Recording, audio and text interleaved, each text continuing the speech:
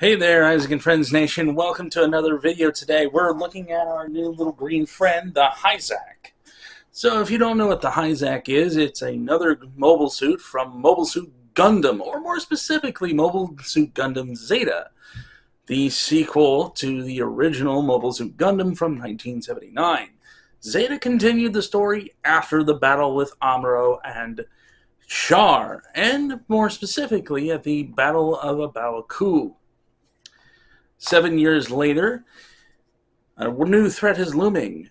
A force previously supposed to help fight against the remnants of Zeons, the Titans, have arrived, and they're much worse than Zeon ever was.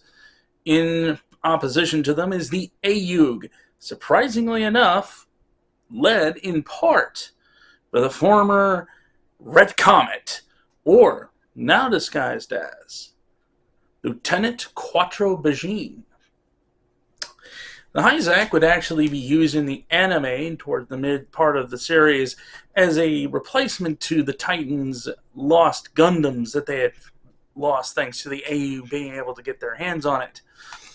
This new mobile suit would be designed by Anaheim Electronics, the same Anaheim Electronics which produces most of the mobile suits for the Federation.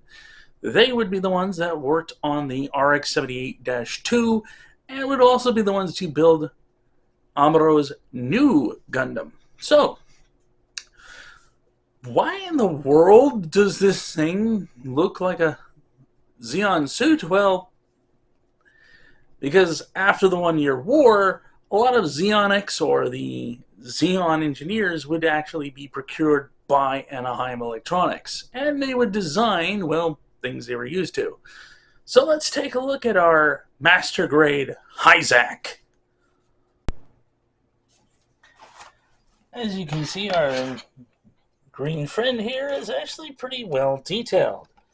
You can see plenty of etchings and various different things, and lots of spots if you wanted to put some water slide decals or stickers on. Unfortunately, you can't really see the eye too well here with the camera, but that's the best I can really help with you guys. Unfortunately, this new camcorder, although in 4K, doesn't seem to have a very good focus function. But that's what it is. But overall, it's a very nice looking figure, honestly. Well detailed in design, especially when you take a little bit of technical paint, such as Nern oil from the Citadel line, and put it a few places. I did a little bit of work around on this pauldron here, that sort of thing. Trying to make him look pretty darn good and beautiful if you ask me, but hey.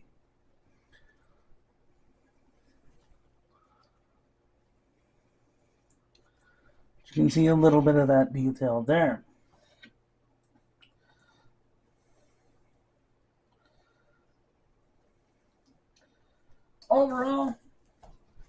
Overall, I'd say this figure looks pretty good, actually. Now, this figure looks amazing, and there's not really any paint to worry about chipping. This Master Grade figure, like pretty much every Master Grade figure I've encountered, is all made of color-coded plastic. So the only paint that's really going to be on there is paint that you yourself apply.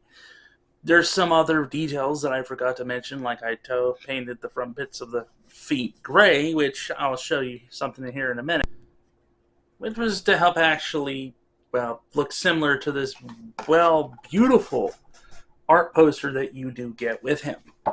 It's actually a very nice little poster, too. The box art itself that actually came with the figure is actually pretty good. I don't know where I put it. I'm ADHD and slightly autistic, so things disappeared around here. But the fact of the matter is, if you're worried about paint chipping, a little secret I'll actually share with you guys as a veteran in terms of modeling, because I used to do Warhammer 40K, is to get yourself a nice clear acrylic spray paint. Basically, do it up as you want, and then put a nice clear overcoat of it. That should help mitigate most paint chipping or any real issue you might have with that. But keep in mind, this is just my personal suggestion. I'm sure there are other ideas that might float around on the internet. So be free to look them up and see what works best for you.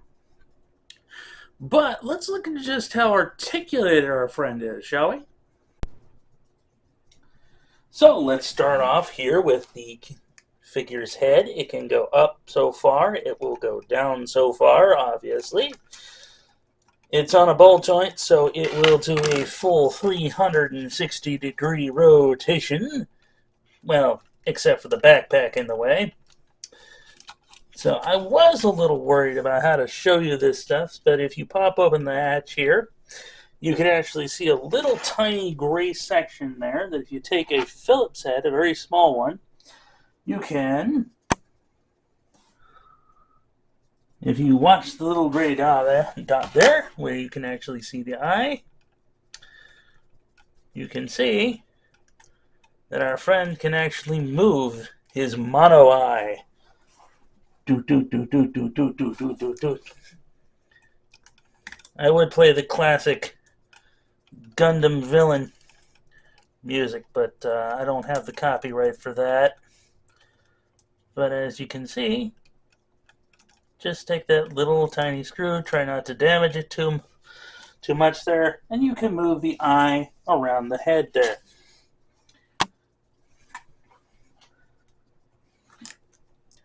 And we'll just close that right up.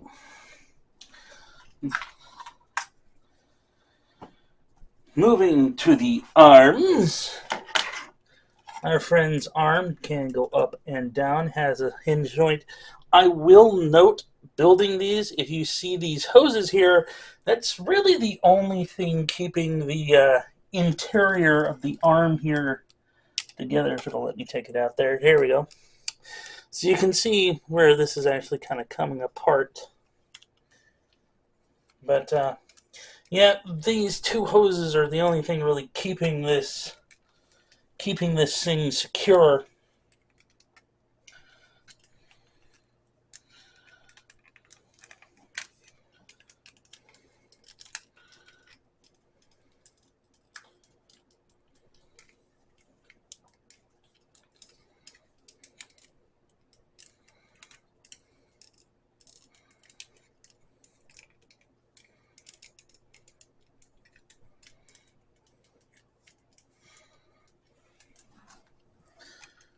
And you got to be careful with those hoses too, because the rubber on them can actually snap and break. Anyway, going back to the arm does do a full rotation. It does bend, but not a double bend. The hand is on a ball joint, allowing for a full 360-degree rotation and swivel. Same with the thumb. Fingers on the hand, index finger is on a hinge joint, and the remaining three are also on hinge joints. Shoulder armor on this side is on a slight ball joint, so it can do a full 360-degree still, or at least a nice 180-degree swivel if you wanted to. Shoulder armor on this side can go up and down, and also has a hinge joint on this flap, and can close. Arm's pretty much the same. The shield actually is one of the accessories that this figure comes with, and can store a pair of magazines for one of the other accessories that we'll see here in just a minute. Overall, this thing is certainly pretty solid. Now then, if I can get this, there we go. I don't know why I'm just playing with the knobs when I have remote control here. The legs here, if you move the skirt just a little bit forward, the legs have a full upright movement. The hips actually are designed with an interesting joint that allows some side-to-side action here as far as the legs. The legs have a double jointed knee joint, allowing them to do that. The feet are on a ball joint, allowing for 360 rotation pivot, and can do this number. So hey, little flaps on his ankle here can go up and down.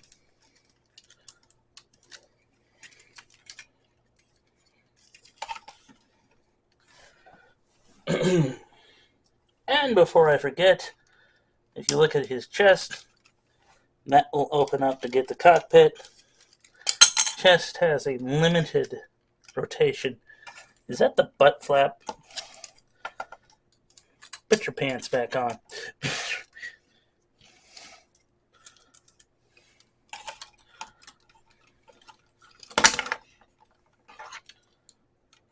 Yeah, it's not normally this much of a grenade. There we go. And of course, if you want to take a look at the back, these things can do this and go out in and out like so. This will also have a hinge joint to go do that. Overall, a fairly articulated figure. Overall, this figure has some pretty good articulation and is well designed to an extent. Like I said, it's kind of interesting that those arm hinges at the shoulder are really only held by a couple of rubber hoses. So be very careful if you're moving around with them. But that's about really the only thing I would say is a flaw in terms of the design of the kit. Get out here. So, how easy? It's actually pretty easy to build together and all that stuff. Not that hard. That being said, does this kit come with any accessories outside of the shield? Well, I've already shown you the magazines inside the shield. But let's take a look at what else this thing comes with, shall we? Our plastic robot friend comes with a Zaku machine gun, hip-mounted missile launcher,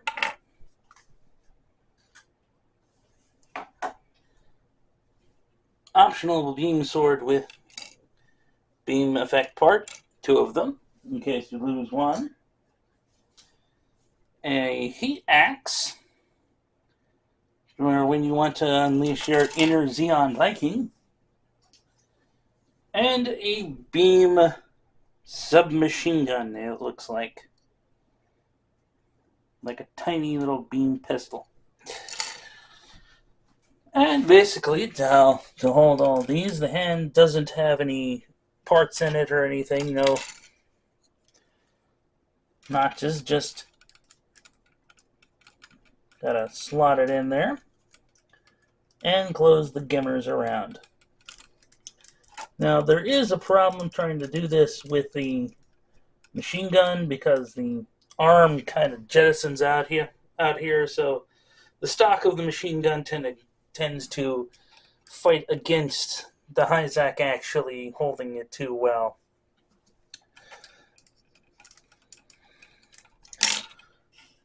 But no such problem with the much smaller gun here.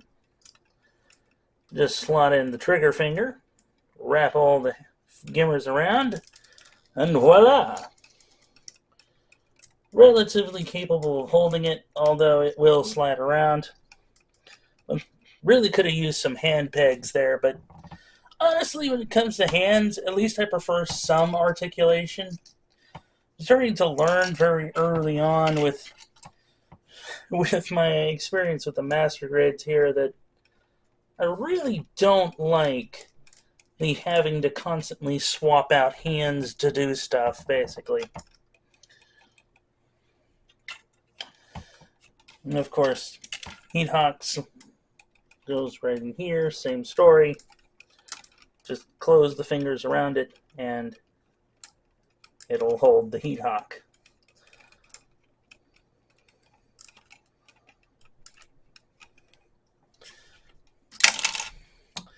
Yeah, it's not that great.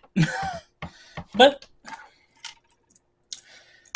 the hip-mounted rockets are attached via this little peg in the back of the skirt here. You just attach these like so.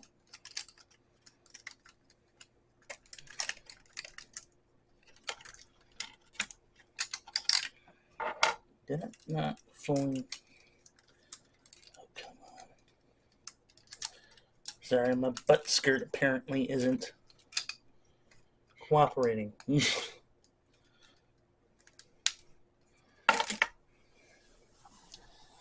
Hold on. Technical difficulty. Now that the butt skirt is back attached, as you can see that little knob here, you'll want to attach the missile launchers. Come on, klutz. There we go.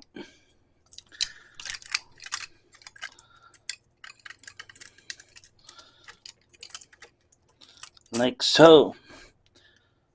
And because of the way that this is designed, if you felt like it, you can actually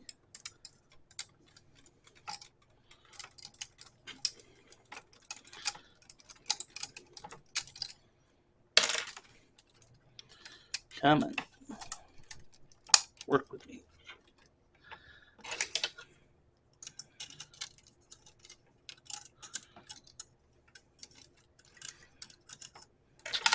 Well, if you can get it to work for you, you can actually stow the axe. Normally it's easier than that, but for some reason I just can't seem to get it to work for me. Weapon storage is always good, regardless.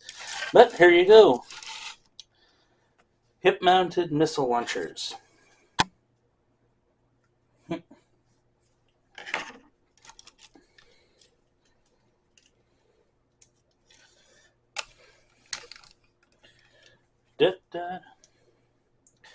Overall, pretty fairly good accessories for any amount of fun Gundam things you want to do. Hey everyone, post-production Isaac here. Look, box art. I found it.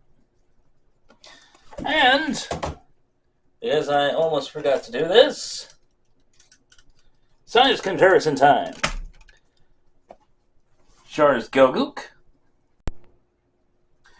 the Gundam Eclipse from Gundam Seed Eclipse the manga, the Burning Gundam from G Gundam Fighter, the OG RX-78-2 version 1.5 that Amuro used to pilot in the original Mobile Suit Gundam, Gundam Wing's own Gundam Heavy Arms in the Waltz edition, and of course the Gundam Wing Proto Zero.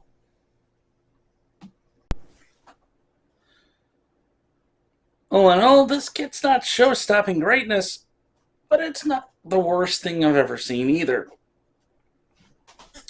I'll give it a nice 7 out of 10. It's a solid kit, doesn't fall apart too badly like a bunch of hand grenade. I mean,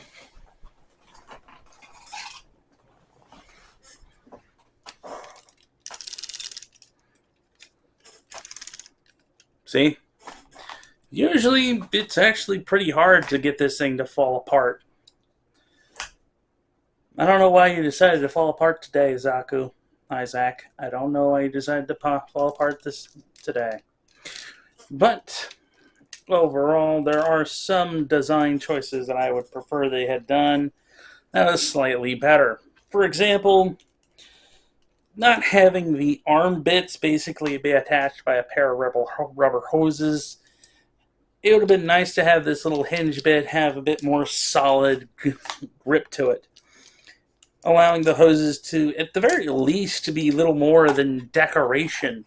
I mean, they did that with the faceplate and the sideways. I don't see why they couldn't have done that with the arms, really. But it is what it is. It's not really super detracting from the Master Grade kit as a whole. And to be fair, for $37, I mean, can you really complain too hard? It's only like $40.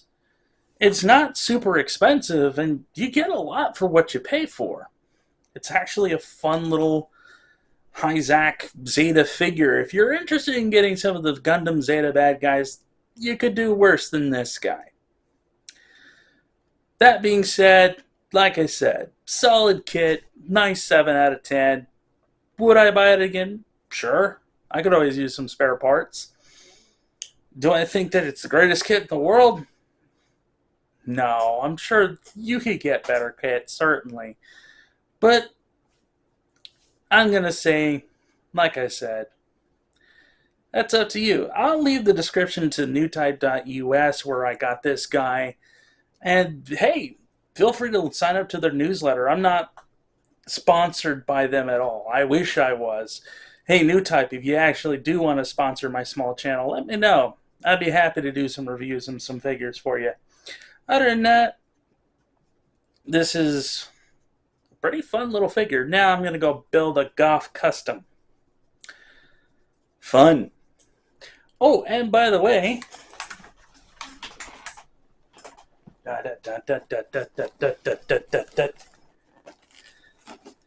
my buddy Rollmaster got me this beautiful thing. It's a Dom, and he also got it from Newtype. Shh. You'll get built eventually. Just gotta wait your turn. Before I build that, I got a Cubalay to build. And a Goff. Hope you guys enjoy Gunpla.